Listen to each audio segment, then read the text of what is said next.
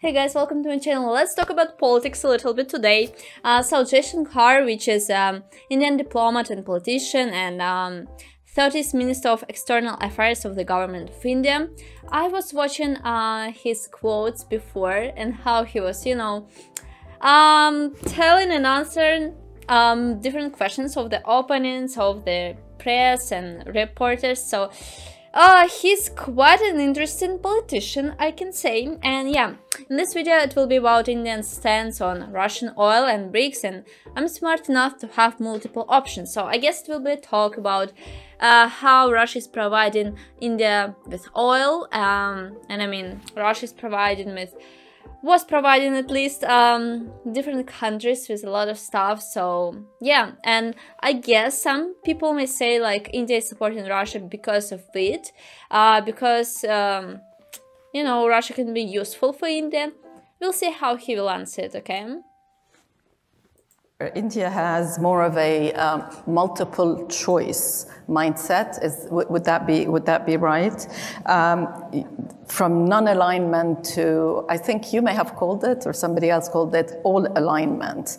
So you can pick and choose alliances, but you can also pick and choose topics. On Russia, for example, you still buy Russian oil.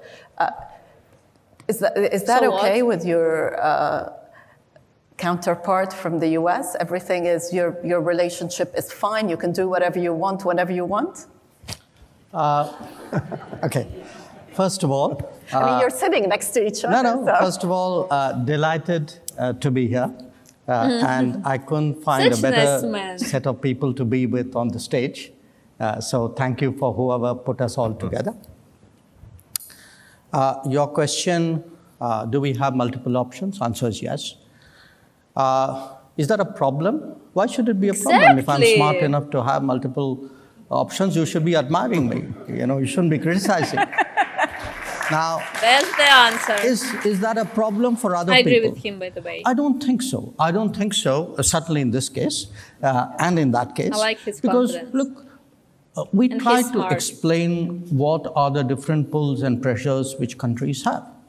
And it's very hard to have a unidimensional relationship. Now, again, different countries and different relationships have different histories. Yeah. If I were to look, say, between the US and Germany, it is rooted, there's an alliance nature to it. There's a certain history on which that relationship is grounded. In our case, it's very different. So I don't want you to even inadvertently give the impression that we are purely and unsentimentally transactional. We are not. We get along with people, we believe in things, we share things, we agree on some things, but there are times when when you're located in different places, have different levels of development, different experiences. All of that gets into it. So life is complicated, life is differentiated. And I think it's very important today not to reduce the entire complexity of our world into very sweeping propositions. Yeah. I think that era is today behind us. Yeah. So I agree very much with what Tony said, which is good partners provide choices. Smart partners take some of those choices. But sometimes there will be choices on which you say, well, I think I'll pass up on that one. It's a very good point, which brings me to the BRICS and the rise of middle powers, because that is one of the shifts that we see today. To what extent do you think that is a challenge to the West, or maybe that can be sort of the bridge, especially in a world where we will see continued competition between the US and China? And I'm going to ask Minister Jaishankar first, but I'd love for both of you to come as well. I thought maybe the BRICS one, you wanted the US. After you, Jack, please. Look, I think it's important to go back to how it began. The BRICS started in an era where Western dominance was very strong. The premier gathering of the world was the G7. Damn, and you chose the had right a number of minister. significant powers in the world who felt that, well, they were not part of the G7, but maybe they also brought value to the table by sitting and discussing with others. So in a sense, you had a collection of these countries. It was originally 4. South Africa joined later. If you look at it, it's a very interesting group because it's geographically as disparate as it can be. Yet it is bound by the fact that these discussions we've had over a decade and a half have been very useful for all of us. Now, like any product, you test it in the market at some point. We tested it last year and asked people, so how many of you want to join BRICS? And we got almost 30 countries who were willing to join BRICS. So clearly, if 30 countries saw value in it, there must be something good we've done. So I think it's important today I don't even want to interrupt him. To make a distinction between being non-West and anti-West. I would certainly characterize India as a country which is non-West, but which has an extremely strong relationship with Western countries, getting better by the day. Yeah.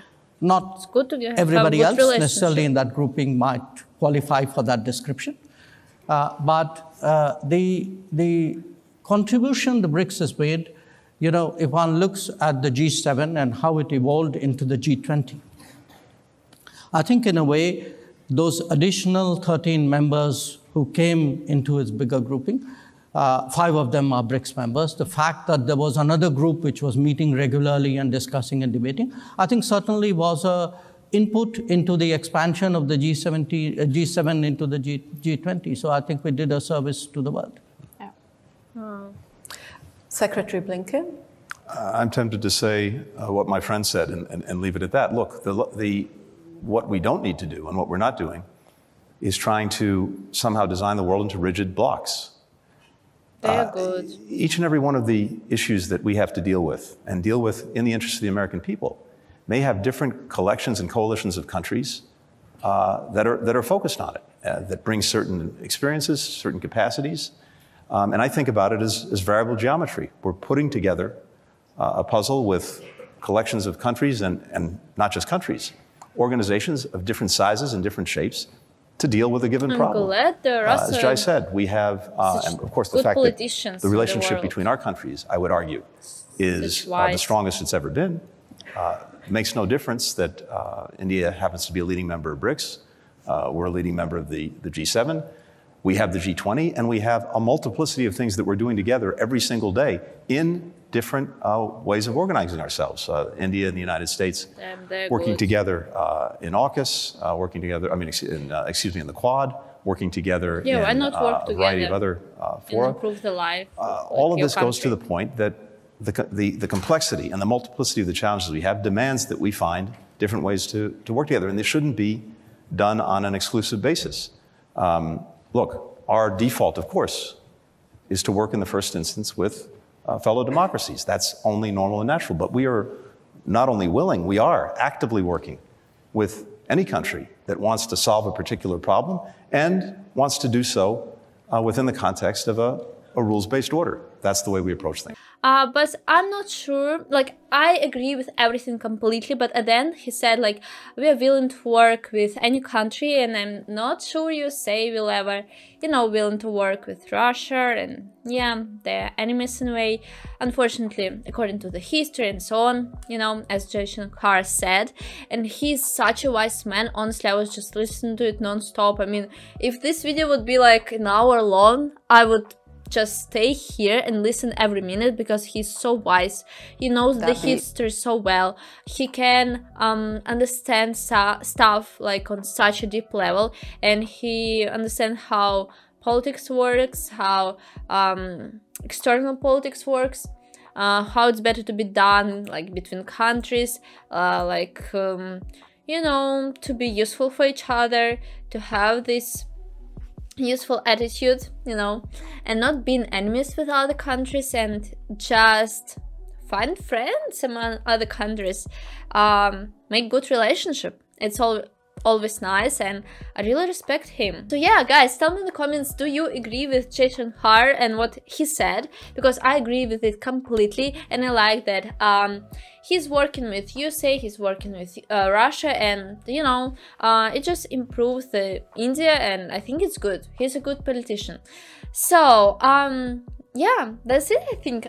Don't forget to like this video, subscribe to my channel.